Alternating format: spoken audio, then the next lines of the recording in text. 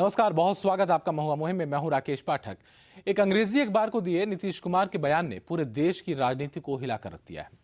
PM पद के लिए सेकुलर कैंडिडेट की मांग के बहाने जो चाल नीतीश कुमार ने चली है, उससे खुद एनडीए की सियासी बरसात में खलबली मच गई है। हालांकि इसके पीछे गहरी रणनीति और खुद बीजेपी की अंदरूनी राजनीति को जिम्मेदार बताया जा रहा है। लेकिन फिलहाल जो माहौल बना है, उससे लगता है कि बात काफी आगे निकल चुकी है। नरेंद्र मोदी के लगातार बढ़ते कद से परेशान बीजेपी और सहयोगी दलों के नेता उन्हें साइडलाइन करने के लिए हर कीमत चुकाने को तैयार दिखाई दे रहे हैं। आज इस लड़ाई में संघ प्रमुख मोहन भागवत भी मोदी के पीछे कूद पड़े।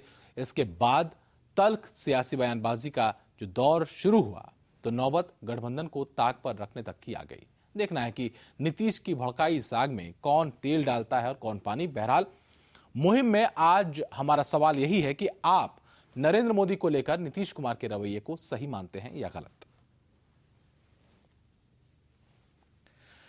तो आइए पहले देख लेते हैं आग भड़काने के बाद बीजेपी और जेडीयू की एक दूसरे के ऊपर किस तरीके से जुबानी हमले बोले।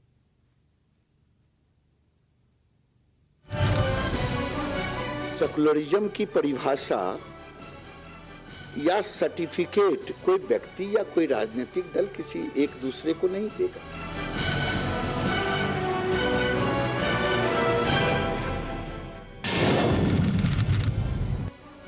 बताएं कि कोई इसका डिग्री हो, कोई आदमी को डिग्री मिलता हो कि ये में इन सेकुलरिज्म है।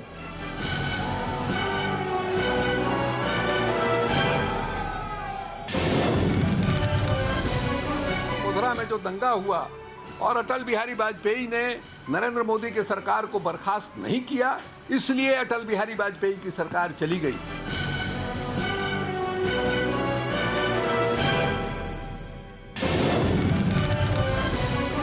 इसका प्रमाण पत्र देने का अधिकार भारतीय जनता पार्टी में सेकुलर कौन है, हम बाहर के किसी व्यक्ति को नहीं देते।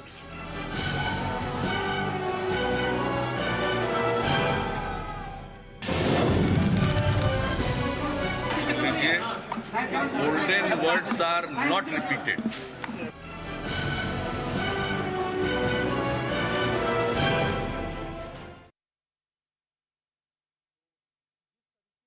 बयानबाजी का दौर शुरू हुआ, चाहे वो जेडीयू के नेता रहे हों या बीजेपी के नेता या फिर कुछ चाहे वो आरएसएस प्रमुख मोहन भागवत जी रहे हों, सभी लोगों ने अपने अपने स्तर पर प्रतिक्रियाएं दी हैं।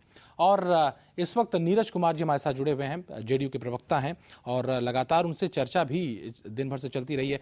नीरज कुमार जी, सबसे बड़ा सवाल और सबसे अहम सवाल ये कि क्या अब ये जो एक नई बहस शुरू हुई, हालांकि ये बहस रह रह करके सामने आती रही है, लेकिन अब एकदम सीधे तौर पर खुद मुख्यमंत्री नीतीश कुमार ने जिस तरह के स्टेटमेंट दिया और जिस तरह से एकदम हार्श स्टेटमेंट आपकी पार्टी की तरफ से भी आए, आपकी तरफ से भी आए, क्या ये माना जाए कि आप शायद इस पूरे मसले पर बीजेपी और जेडीयू एक निर्णायक मोड़ तक पहुंचना चाहती है? अभी ऐसी स्थिति तो उत्पन्न नहीं हुई है जी, लेकिन जो सवालात खड़े हुए हैं उन सवालातों पर कुछ सवाल पैदा होते हैं। हाँ। अब ये कहा जा रहा है कि धर्मनिरपेक्षता का सर्टिफिकेट कौन देगा, और आज से 20 दिन पहले जब बिहार के नेताओं को जातिवादी कहा गया, उस समय कौन सर्टिफिकेट दे रहा था? उस समय प्रतिक्रिया क्यों नहीं आई? बिहार की जमीर पर जब हमला किया जाए तो चुप्पी, और राजनीति किस संदर्भ की हो रही है? सीधा सवाल है कि माननीय मुख्यमंत्री नीतीश कुमार जी ने, हम एनडीए के घटक दल हैं, क्या हमको अपनी राय व्यक्त करने का अधिकार नहीं? जिस ढंग की प्रतिक्रियाएं आ रही हैं, हमने कहा कि एनडीए को देश का प्रधानमंत्री पद का उम्मीदवार कौन होगा ये पब्लिक करना चाहिए। उन मापदंडों की चर्चा की हमने किया, इन मापदंडों पर खरा उतरना चाहिए। क्या ये गठबंधन का दौर खत्म हो गया है? ये सवाल बोलना चाहिए भारतीय जनता पार्टी के नेताओं को कि भाई आप बताइए कि आपको गठबंधन की जरूरत है या नहीं जरूरत है। हर सवाल पर अपनी नीति को थोप देना तो आज तो हो रहा है। राष्ट्रपति के चुनाव में इनके घटक ने निर्णय ले लिया कि हम प्रणब मुखर्जी जी के साथ हैं। जी, अगर हम बीजेपी के नेताओं के स्टेटमेंट्स को लगातार देखें, बलबीर पुंज ने कहा कि जब गुजरात में दंगे हुए थे उस वक्त केंद्र में एनडीए की सरकार हुआ करती थी, नीतीश कुमार खुद मंत्री थे, अगर उनको इतना ही ऐतराज़ था तो उन्होंने उस पद को उस वक्त उन्होंने इस्तीफा क्यों नहीं दे दिया? उस समय ही एनडीए से बाहर क्यों नहीं हो गए? उस वक्त ज़रूरत थी चूंकि जेडीयू की एनडीए में बने रहना, लिहाजा आपने उसको कंटिन्यू रखा। अब आप मजबूत स्थिति में हैं तो अब आप अपने स्तर से अपने पैमाने पर सारी चीज़ों को देख रहे हैं। ये कहीं ना कहीं संकेत दे रहे हैं बीजेपी के जो नेता हैं वो। हम बलबीर पुंज जी से जरा सा पूछिए कि हमारे संख्या बल जो विधानमंडल में है और उनके संख्या बल में बहुत ज्यादा का अंतर नहीं है, और जिस बात की वो चर्चा कर रहे हैं उस समय हमारे माननीय मुख्यमंत्री नीतीश कुमार जी भारत सरकार में एनडीए में शामिल थे। एनडीए के नेता कौन थे? अटल बिहारी वाजपेयी जी। एनडीए के कन्वेनर कौन थे? हमारी पार्टी के राष्ट्रीय अध्यक्ष आदरणीय जॉर्ज फर्नांडिस साहब। हमने अपने मनोभाव से अवगत कराया, और मनोभाव से जब अवगत कराया और उसके आधार पर अटल जी का ये मंतव्य आया, क्योंकि लीडर तो हमारे वो थे, कोएलिशन के लीडर वो थे, उन्होंने कहा कि राजधर्म का पालन नहीं किया गया। क्या इस बात से भारतीय जनता पार्टी के नेता असहमत हैं? सीधा सवाल मेरा है कि अटल जी उनके नेता हैं, क्या उससे वे सहमत या असहमत हैं? ये बताएं। आप ये कहना चाहते हैं कि अपने मनोभाव को व्यक्त कर दिया था जी, सिर्फ मनोभावों को व्यक्त करना भर काफी था, वहां पर कोई स्ट्रॉन्ग एक्शन लिए जाने की जरूरत नहीं थी, जैसे कि अब हो रहा है। अगर अब मोदी के नाम पर इतना बवाल खड़ा हो रहा है और गठबंधन टूटने तक की नौबत आ रही है, तो ये चीज उस वक्त क्यों नहीं सोची गई? क्योंकि उस समय मामला तो और क्रूशियल था।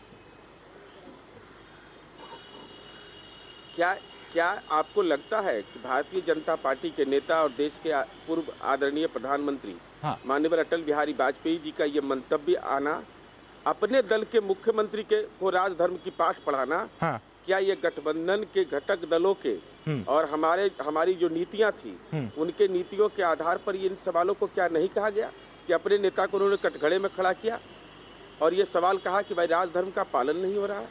तो ये राजनीति में होता क्या है? राजनीति में आपको, हम थे सेंटर में, हम तो वहाँ स्टेट में नहीं थे, हम तो उनके खिलाफ चुनाव लड़ते हैं। गुजरात में तो हमारा कोई गठबंधन उनके साथ नहीं था। तो सीधे तौर पर अगर, और सबसे देखिए राकेश जी, बड़ा महत्वपूर्ण बात है जी कि जब घटनाएं हो सकती हैं देश के अंदर में कहीं घटना हो, लेकिन उस समय का जो राजनीतिक नेतृत्व है, अब उस समय के गुजरात के जो माननीय मुख्यमंत्री जी का उनका क्या मंतव्य आया था? उनका मंतव्य आया कि न्यूटन का सिद्धांत है कि क्रिया के खिलाफ प्रतिक्रिया होती है। क्या जो सांप्रदायिक सौहार्द बनाया जाना संवैधानिक पद पर बैठे हुए व्यक्ति के लिए नैतिक जिम्मेवारी होती है? नीरज जी, सवाल यही है, अगर ये बयान दे और उसको देश का नेता नहीं, आप कई चीजें हैं, आप देश का नेता बनाने के लिए बेचैन हो जाइए, ये देश के लिए अच्छा संकेत नहीं होगा। नीरज जी, मेरा सवाल, मैं यही समझना चाहता हूं कि इतने समय तक, आपने 2 टेन्योर पूरा किया, ये दूसरा टेन्योर आपका है, आपकी एनडीए सरकार है, वहां पर इतने दिनों तक कोई दिक्कत या कोई परेशानी नहीं हुई।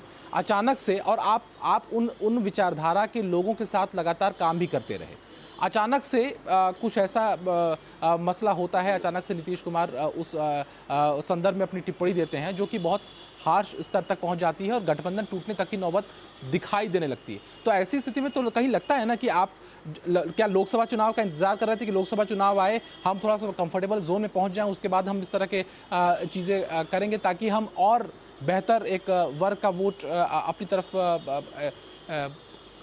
बना सकें?